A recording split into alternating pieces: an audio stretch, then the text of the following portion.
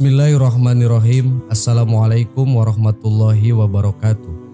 Sahabat yang beriman, wanita di dalam ajaran agama Islam sangatlah dimuliakan.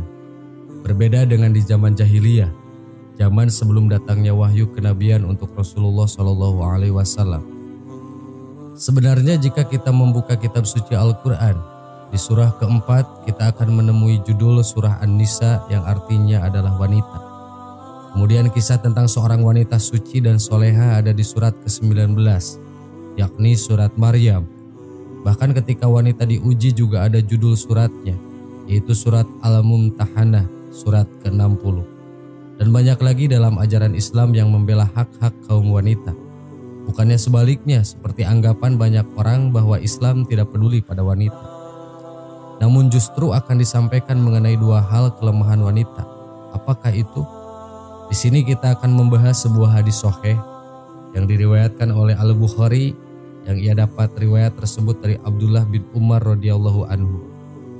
Demikian bunyi hadis sahih yang cukup panjang ini, yang artinya, "Wahai kaum wanita, bersedekahlah kamu dan perbanyaklah istighfar, karena aku melihat banyak di antara kalian adalah penghuni neraka." Lantas seorang wanita yang pintar di antara mereka bertanya, "Wahai Rasulullah, kenapa kaum wanita banyak menjadi penghuni neraka?" Rasulullah SAW menjawab, "Kalian banyak mengutuk dan mengingkari pemberian nikmat dari suami. Aku tidak melihat kaum yang kurang akal dan agamanya itu lebih banyak dari yang lebih memiliki akal kecuali dari golongan kalian." Wanita itu bertanya lagi, "Wahai Rasulullah, apakah maksud kekurangan akal dan agama itu?" Rasulullah menjawab, "Maksud kekurangan akal ialah persaksian dua orang wanita sama dengan persaksian seorang lelaki. Inilah yang dia katakan kekurangan akal. Begitu juga kaum wanita tidak beribadah, kala malam-malam juga akan berbuka pada bulan Ramadan karena sebab haid. Inilah yang dikatakan kekurangan agama." Hadis riwayat Bukhari. Ketika kita membaca hadis tadi, sepintas itu benar-benar seperti melemahkan posisi wanita di dalam Islam. Namun sebenarnya tidak demikian. Dalam aspek psikologis, perempuan dinilai lebih dominan dari sisi emosional maupun rasa kasih sayangnya. Dominannya faktor psikologis ini menjadi para ulama menyatakan bahwa perempuan ini kerap kurang jernih, terutama dalam menimbang urusan-urusan publik, apalagi dalam konteks politik dan ekonomi, yang juga menjadi alasan mengapa perempuan tidak boleh menjadi pemimpin. Fakta-fakta terkini menunjukkan bahwa argumentasi ulama seputar ilat hukum persaksian perempuan tersebut bisa didiskusikan kembali. Kiranya keterangan Nabi tadi cukup jelas, kurangnya akal perempuan adalah hanya dalam persaksian, itu pun masih dalam ranah yang ijtihadi dan tidak ada putusan final.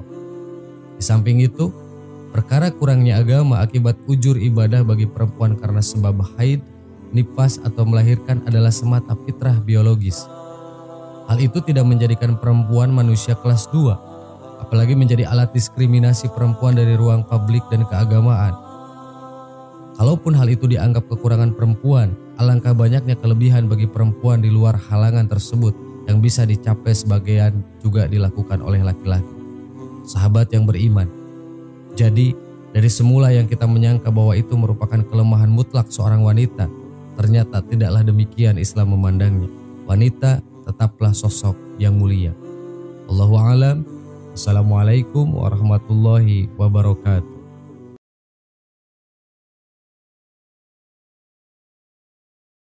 Bismillahirrahmanirrahim. Assalamualaikum warahmatullahi wabarakatuh. Sahabat yang beriman, pada zaman jahiliyah, wanita sangat hina sampai-sampai pada saat itu memiliki anak perempuan adalah sebuah penghinaan. Lalu kemudian Islam hadir dengan segala keagungannya. Perspektif wanita pun berubah. Islam sangat memuliakan wanita.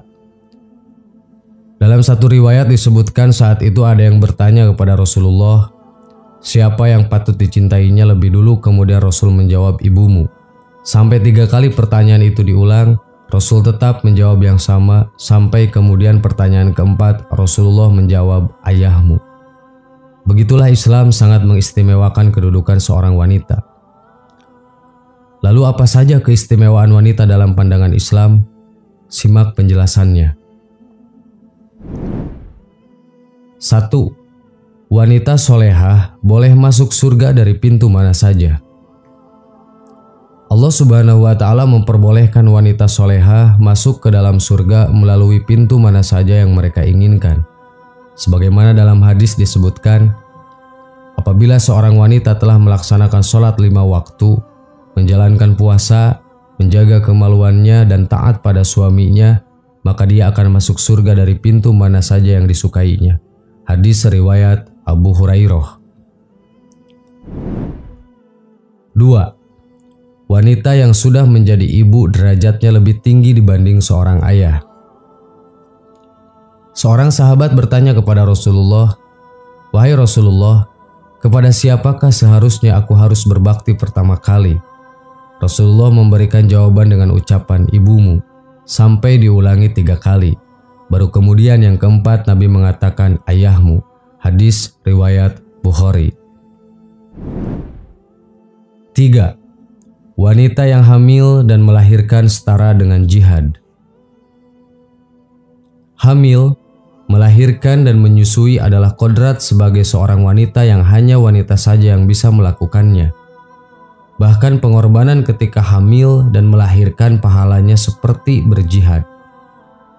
Mati syahid ada 7 selain yang terbunuh di jalan Allah.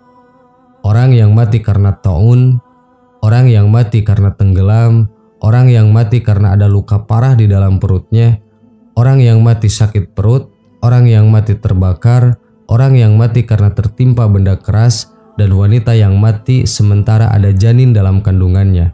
Hadis riwayat Abu Daud. 4. Wanita memiliki pengecualian dalam beribadah. Allah Subhanahu wa Ta'ala memberikan pengecualian khusus dalam beribadah untuk wanita. Di waktu-waktu tertentu, misalnya ketika haid dan nifas, wanita diperbolehkan untuk tidak menunaikan sholat dan puasa. 5. Wanita solehah adalah perhiasan dunia. Sebagaimana hadis Rasulullah SAW, "Ad-dunya mata'un, khairu mata'iha al-mar'atu solihah." Dunia adalah perhiasan, dan sebaik-baik perhiasan dunia adalah istri yang solehah. Hadis riwayat Muslim. 6. Kehormatan wanita. Islam mengatur wanita untuk menjaga kehormatannya, agar tidak menjadi fitnah dan tidak direndahkan sebagai seorang wanita. Untuk melindungi kehormatan wanita, Allah Subhanahu wa Ta'ala berfirman dalam surah Al-Ahzab ayat 59 yang artinya, "Hai Nabi, katakanlah kepada istri-istrimu, anak-anak perempuanmu, dan istri-istri orang mukmin, hendaklah mereka mengulurkan jilbabnya ke seluruh tubuh mereka. Yang demikian itu supaya mereka lebih mudah untuk dikenal, karena itu mereka tidak diganggu, dan Allah adalah Maha Pengampun lagi Maha Penyayang." Quran Surat Al-Ahzab ayat 59. Sahabat yang beriman, itulah 6 keistimewaan wanita di pandangan Islam. Wallahu a'lam. Wassalamualaikum warahmatullahi wabarakatuh.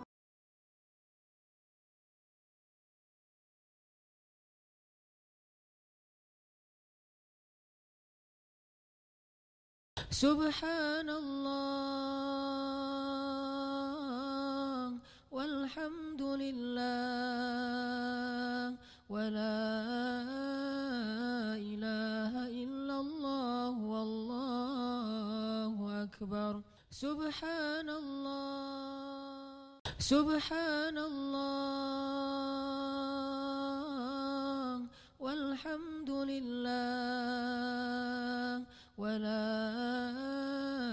ilaha illallah wallahu akbar. Subhanallah.